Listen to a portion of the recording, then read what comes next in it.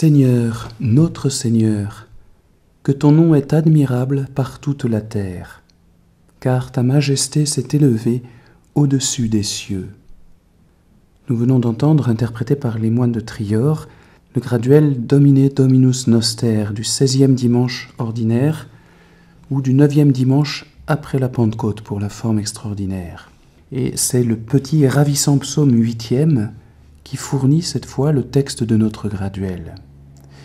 Voilà un chant de pure louange, sans demande, une simple et gratuite contemplation émerveillée de la majesté divine, révélée et manifestée dans les splendeurs de la création.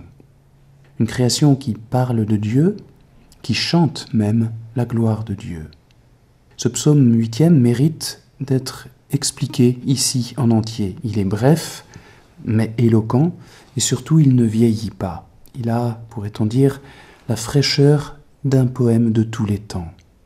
Il a même été cité en partie par le Seigneur, qui nous dit par là que ce psaume, qui parle de l'homme au sein de la création, parle en fait du Christ, véritable Adam, annoncé tout au long de l'Ancien Testament et incarné pour notre salut au seuil de la Nouvelle Alliance. Ce psaume se trouve encadré par un petit refrain d'admiration enthousiaste qui l'inaugure et le conclut, et que reprend justement notre graduel. Yahvé, notre Seigneur, que ton nom est magnifique sur toute la terre. Ensuite, il montre, en un contraste saisissant, la transcendance de Dieu, dont la majesté s'élève au-dessus des cieux. C'est la fin de notre graduel. Et puis aussi son immanence, c'est-à-dire sa présence jusque dans la réalité la plus petite. Et ici, c'est très beau, ce sont les enfants qui sont mentionnés. Les petits-enfants et même les nourrissons, donc ceux qui ne font que balbutier, qui ne savent pas ce qu'ils disent. Et pourtant, le psaume les présente ici comme des maîtres de louange. Pourquoi ? Parce qu'ils rayonnent dans leur petit être innocent et tout pur, tout transparent, la gloire du Seigneur. Et c'est un fait qu'on voit quelque chose de Dieu dans un petit enfant, dans sa parole balbutiante. Ce psaume nous révèle là déjà, de façon assez bouleversante, l'humilité de Dieu, qui se complaît et s'enferme dans tout ce qui est petit, et qui fuit au contraire les prétendues hauteurs humaines. Par la bouche des enfants et des tout-petits, tu as fondé ta gloire, pour confondre tes adversaires, pour imposer silence à l'ennemi et aux rebelles. C'est très beau ce contraste. Ensuite, le psalmiste se tourne cette fois vers l'infiniment grand. Et là, il fait l'expérience que nous faisons tous. Il est écrasé par cette magnificence qui n'est pourtant encore que la plus infime des réalités de Dieu. Dans son infinité, Dieu dépasse absolument tout le créé, même le plus immense. Il est d'un autre ordre. Le plus immense, c'est le firmament, apparemment sans limite. Et voilà ce que dit le psalmiste. « Quand je contemple les cieux, ouvrage de tes mains, la lune et les étoiles que tu as créées, qu'est-ce que l'homme pour que tu te souviennes de lui, et le Fils de l'homme pour que tu prennes garde à lui ?» Eh bien, nous sommes toujours dans la même attitude d'émerveillement face au ciel, sous la voûte étoilée et silencieuse. Et il nous est bon d'expérimenter ce sentiment de toute petitesse. À notre tour, nous devenons des tout-petits, des nourrissons, devant la majesté, créée mais pourtant déjà si puissante, des cieux, qui nous parle si éloquemment d'une autre majesté, infinie celle-là, celle du Créateur, celle de Dieu. Et notre bon réflexe, dans ces moments de contemplation, est alors de réfléchir sur le sens de notre vie et de découvrir que la fragilité de notre situation physique au sein de cet univers éblouissant qui nous déborde de toutes parts cache une grandeur qui vit au fond de notre cœur et qui surpasse toutes les immensités physiques. Une âme humaine, donc une vie humaine, a plus de prix que le ciel, le soleil, la lune et les étoiles. Et le psalmiste peut dire « Tu l'as fait de peu inférieur à un Dieu, et tu l'as couronné de gloire et de magnificence. » L'homme est bien le sommet de la création. Il en est le maître, mais un maître affaibli par le péché et qui doit peiner désormais pour exercer la domination originelle sur toute chose que le Seigneur lui avait conférée. Et la fin du psaume passe en revue le reste terrestre de la création, celle qui fait partie du quotidien de l'homme, qui lui est soumise, non pas pour qu'il l'exploite à des fins perverses, qui se retourneraient d'ailleurs contre lui, tôt ou tard, mais pour qu'il l'assume avec responsabilité, qu'il le fasse fructifier comme un trésor pour son maître à lui, qui est Dieu. Voilà ce que dit le psalmiste. Tu lui as donné la domination sur les œuvres de tes mains, tu as tout mis sous ses pieds, les brebis comme les bœufs, les animaux des champs, les oiseaux du ciel et les poissons de la mer, tout ce qui parcourt les sentiers des mers. Le psaume, voyez, nous parle de l'harmonie qui demeure, mais amoindrie, au sein de la création et autour de l'homme, malgré le péché originel. Et cette harmonie, elle provoque l'admiration du psalmiste, notre admiration, si bien que son auteur reprend une dernière fois le refrain de louange du psaume qui s'adresse au Dieu créateur.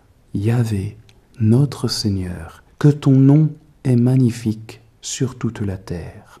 Voilà ce beau petit psaume de louange que notre graduel, que nous allons réécouter, met en musique de fort belle manière, comme on va le voir après l'écoute du graduel par les moines de Trior.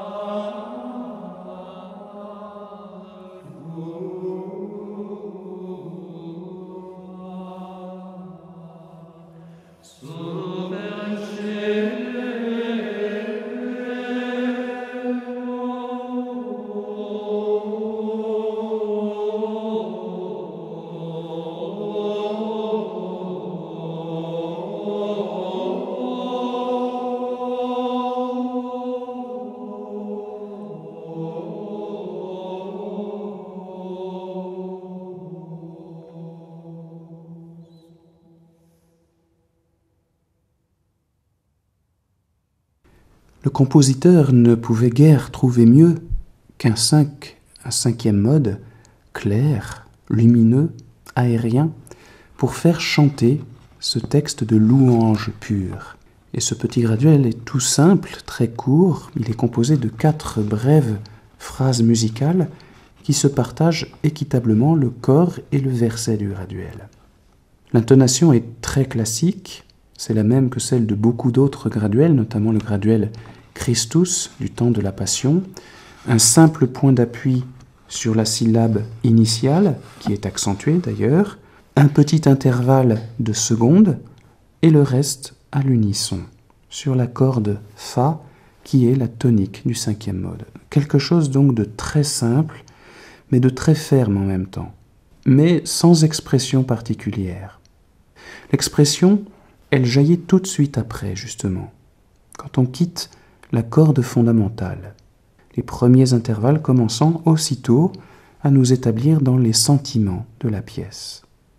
Le mot « dominus », répétition du mot « dominer » du début, qui se déroule entre le « fa » et le « la », sans grands intervalles non plus d'ailleurs, est déjà beaucoup plus marqué, malgré sa sobriété, et dès la première syllabe par une certaine tendresse qui se traduit par la fluidité, le legato de ces 4 notes sol, la, qu'il faut bien sûr éviter de matérialiser soit individuellement d'une note à note, soit même 2 par 2. Donc il ne s'agit vraiment que d'une syllabe mélodique très unifiée. La dernière syllabe du mot dominus est elle aussi très sobre, mais expressive avec son petit saut charmant de tierce à la fin. Il y a quelque chose là de plus enfantin, de très gracieux, qui nous laisse augurer, mais très simplement, de la beauté musicale qui va suivre. L'accent levé de noster doit être bien épanoui, et la vocalise se déploie ensuite avec beaucoup de complaisance sur la syllabe finale, le pronom ou l'adjectif possessif noster. La mélodie descend au grave, puis remonte jusqu'au la, qui est l'humble point culminant de toute cette première phrase. Une première phrase sans verbe, c'est juste une apostrophe pleine d'admiration. Seigneur, notre Seigneur, qu'il est grand ton nom, par tout l'univers. Pas besoin de grands effets musicaux, on le voit, pour traduire l'affection tendre et la vénération de la créature envers son Créateur. Il est Seigneur, il est notre Seigneur, et dans ce nôtre passe déjà tout un amour filial qui ne fera que se déployer par la suite. La deuxième phrase commence au sommet mélodique atteint par la première, le La, sommet relatif comme on l'a vu. Puis on entend le Si bémol qui traduit presque toujours la tendresse et la douceur, et c'est bien le cas ici. Le mot qui traduit l'admiration vient ensuite traité de façon très belle, avec beaucoup de simplicité là encore, admirabile. Les neumes ne s'accumulent pas sur ce mot, simplement un écart de quarte, sol, do, pas encore entendu jusque-là, le do, suffit à donner un élan qui emporte la mélodie vers le ré, sommet de toute la première partie du graduel. Alors il faut évidemment donner avec de la chaleur ce mot admirabile, et en particulier son bel accent, mais il ne s'agit en aucune manière de quelque chose de fort ou de tendu.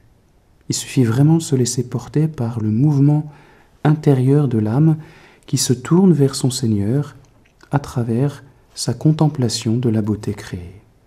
Lorsque on est devant un beau coucher de soleil, on n'éprouve pas le besoin de crier. Ce serait même inconvenant de crier sa joie, parce que ça troublerait le silence de la création qui s'endort. Non, l'adoration, elle a quelque chose d'intime, ce qui ne veut pas dire qu'elle manque de joie, bien au contraire. Bien, le chant grégorien ici se montre une authentique école, vous voyez, de spiritualité, de vie intérieure. Il nous fait éprouver, à travers sa musicalité, qui est le plus souvent très sobre, les sentiments qui conviennent vraiment en présence de Dieu, dans l'acte même de la prière, de la louange. La mélodie va ensuite redescendre paisiblement sur Nomen tuum, avec là encore un bel accent au levé de Nomen, une belle vocalise sur la finale de ce mot, et une cadence brève sur tuum, qui ne doit pas trop ralentir le mouvement, parce que cette deuxième phrase musicale n'est pas encore terminée. La partie la plus enthousiaste arrive seulement maintenant avec l'évocation de la terre entière, invoquée pour rendre gloire au Créateur par sa beauté et sa richesse propre. Mais là encore, on peut dire qu'il n'y a pas d'excès dans le lyrisme de ces neumes. C'est le même intervalle sol-do qu'on a déjà rencontré, qui nous propulse vers les hauteurs, mais de façon très relative, très sobre. Cette finale du corps du graduel sur Universa Terra se meut entre le do à l'aigu et le fa au grave, note sur laquelle la mélodie se pose pour finir avec beaucoup de fermeté et de légèreté en même temps. Et le verset commence alors de façon beaucoup plus légère par un petit passage syllabique à l'unisson qu'il faut mener avec célérité. Puis sur elevata, le mot est bien choisi, la mélodie s'élève par un intervalle de quarte, rejoint le do, qui est la dominante du cinquième mode, qui est le sommet de ce qu'on a atteint avec le ré qui suivait dans la première partie, mais pour s'appuyer sur ce do et se déployer, mais là encore sans excès d'enthousiasme, jusqu'au mi supérieur. Puis, entre le mi aigu et le la au grave, le la qui est la note de cadence. D'autres graduels du cinquième mode utilisent le même matériau musical, mais avec plus d'expression. Ce petit graduel, lui, reste frais et doux dans sa louange, et c'est probablement sa note caractéristique, mais qui est très belle. Et la dernière phrase est significative de ce point de vue. Sur le mot magnificentia, les grandeurs de Dieu, sur lequel on pourrait s'attendre à une explosion, surtout après la fin de la phrase précédente, qui prépare justement, dans d'autres pièces, un beau sommet mélodique, et bien là, au contraire, la mélodie s'abaisse, s'intériorise, ne dépassant plus le do, mettant juste en valeur, mais de façon on ne peut plus sobre, l'accent au levé de magnificentia, et puis redescendant jusqu'au fa sur tua, comme s'il ne s'était rien passé. Et désormais, la fin de la pièce va se dérouler en une formule classique de finale du cinquième mode, sans expression particulière, mais légère et joyeuse quand même. Eh bien, je dirais que le chant grégorien est à la fois capable de transfigurer, d'enchanter un texte qui n'a pas forcément beaucoup de résonance, de joie, mais il est capable aussi, et c'est le cas ici, de s'effacer devant un texte qui, lui, est suffisamment expressif. Et là, c'est vrai, le texte suffit à louer Dieu, alors la mélodie n'a pas à en rajouter, comme si elle ne s'en mêlait pas. Elle le met en musique de façon très harmonieuse, mais c'est tout. Le compositeur s'est contenu dans des formules classiques dont il n'a même pas voulu déployer toutes les potentialités expressives. Bien, cela donne un petit graduel tout charmant, presque enfantin, qui se laisse chanter avec beaucoup de joie et de simplicité.